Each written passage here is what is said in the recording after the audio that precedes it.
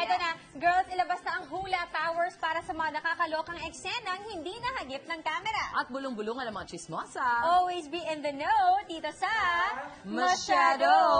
Sino itong hunk actor na muntik na raw sukuan at layasan ng kanyang mga kasama sa tent? Ito raw kasi ang naging eksena na ipapakita ni Mars Arian as hunk actor at sina Mars Suzy at Mars Marica naman ang kanyang tent mates. Yun. Okay, Ready? ready and action! Mars, mamaya pa naman tayo, no? Naku, mabuti naman at makakapagpahinga ako. Hi!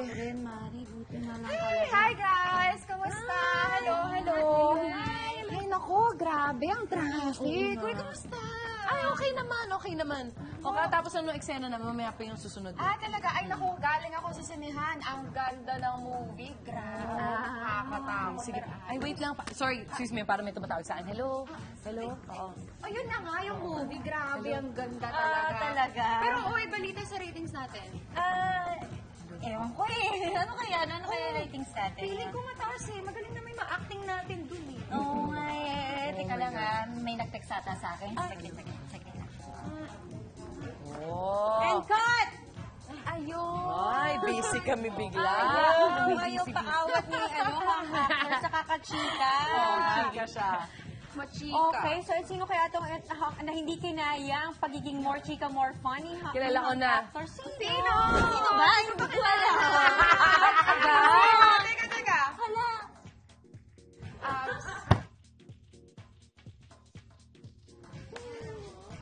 Oo.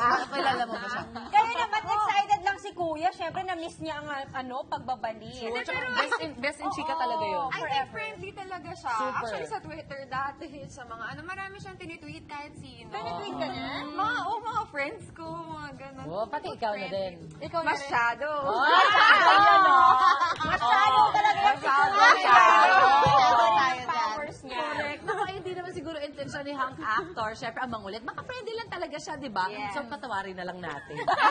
Correct. First time na makikibonding sa atin ni Mars Marica. Siya ang bibida ngayon sa kusina with one of her specialty dishes. Ano to, Mars? Siyempre, Japanese food ito.